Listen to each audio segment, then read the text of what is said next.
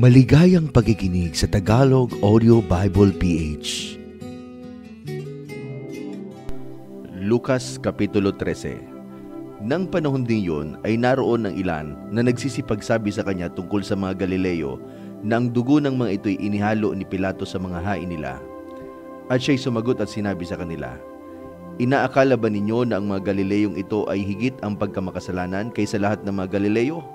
Dahil sa sila'y nagbata ng mga bagay na ito? Sinasabi ko sa inyo, hindi. Datapwat malibang kayo'y magsisi, ay mga mamatay kayong lahat sa gayunding paraan.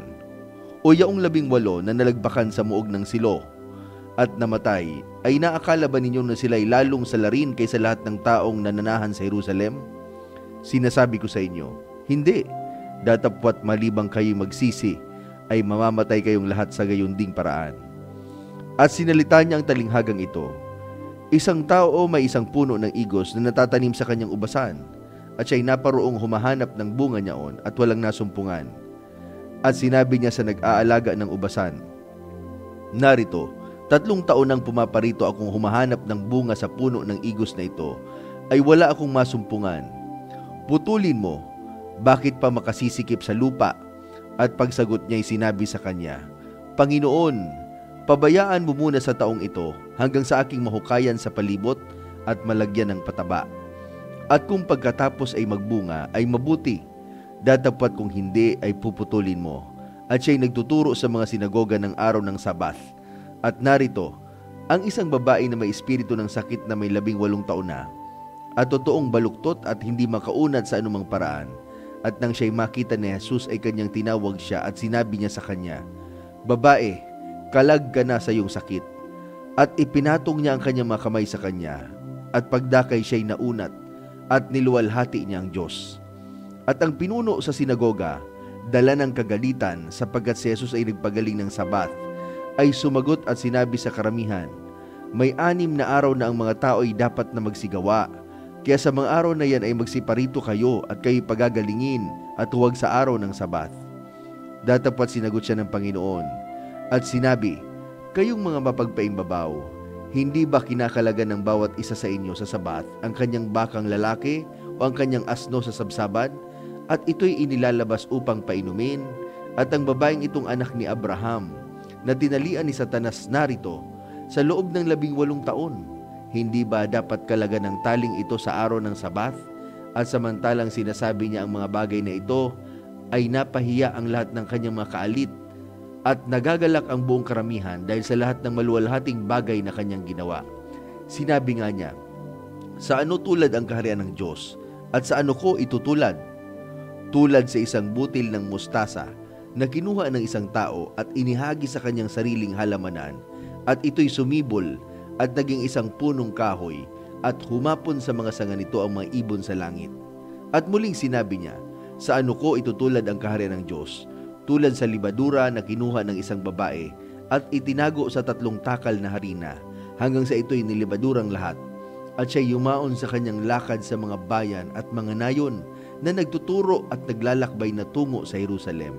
At may isang nagsabi sa kanya, 'Panginoon, kakaunti ba ang maliligtas?' At sinabi niya sa kanila, 'Magpilit kayong magsipasok sa pintuang makipot, sapagkat sinasabi ko sa inyo na marami ang magsisikap na pumasok at hindi mangyayari.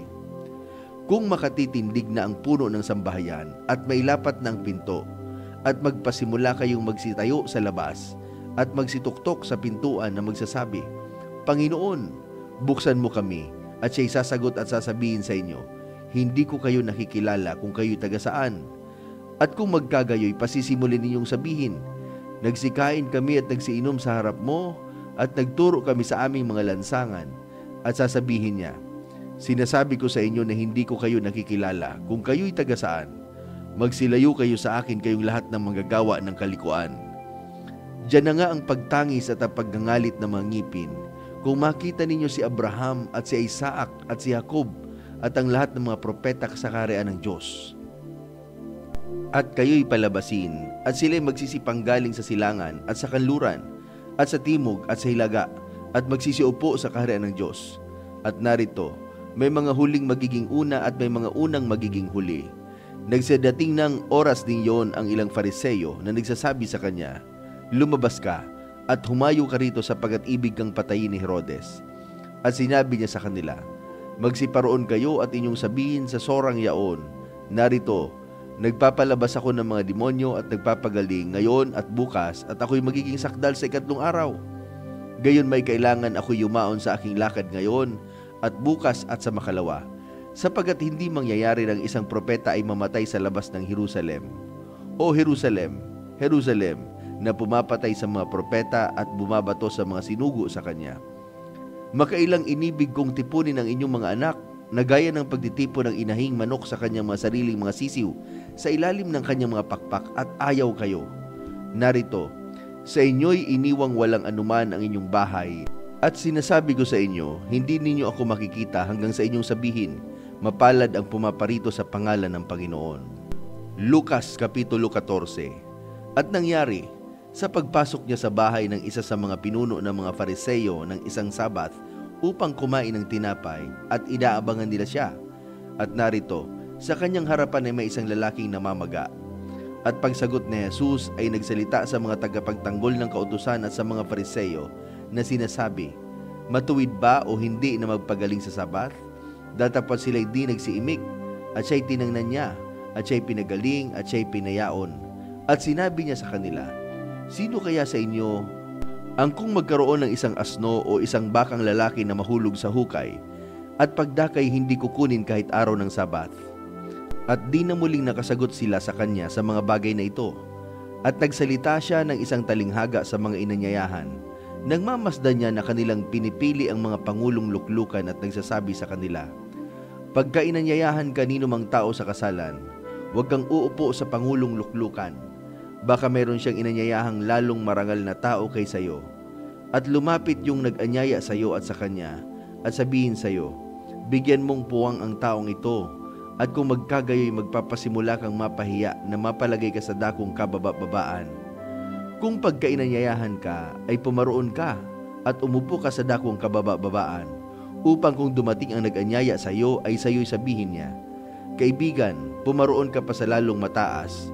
Kung magkagayoy magkakaroon ka ng kalwalatian sa harap ng lahat ng mga kasalo mong nakaupo sa dulang. Sapagkat ang bawat nagmamataas ay mabababa, at ang nagpapakababa ay matataas." At sinabi rin naman niya sa nag-aanyaya sa kanya, "Pagka naghahanda ka ng isang tanghalian o ng isang hapunan, ay huwag mong tawagin ang iyong mga kaibigan, ni ang iyong mga kapatid, ni ang iyong mga kamag-anak, ni ang mayayamang kapitbahay. Baka ikaw naman ang kanilang muling anyayahan at gantihan ka. Datapat kung maghahanda ka, ay anyayahan mo ang mga dukha, ang mga pingkaw, ang mga pilay, ang mga bulag, at magiging mapalad ka sapagkat wala silang sukat ikaganti sa iyo. Sapagkat gagantihin sa iyo sa pagkabuhay namang uli sa maganap." At nang marinig ito ng isa sa nakaupong kasalo niya sa dulang, ay sinabi sa kanya, "Mapalad ang kakain ng tinapay sa kaharian ng Diyos." Datapwat sinabi niya sa kanya, "May isang naghanda ng isang malaking hapunan, at marami siyang inanyayahan. At sa panahon ng paghapon ay sinugo niya ang kanyang alipin, upang sabihin sa mga inanyayahan, magsiparito kayo, sapagkat ang lahat ng mga bagay ay nahahanda na." At silang lahat na parang iisa ay nagpapasimulang nagdahilan. Sa kanya'y sinabi ng una, "Bumili ako ng isang bukid, at kailangan akong umalis at tingnan. Ipinamamani ko sa iyo na pagpaumanhinan mo ako." At sinabi ng iba, "Bago akong kasal, at kaya nga hindi ako makaparoroon."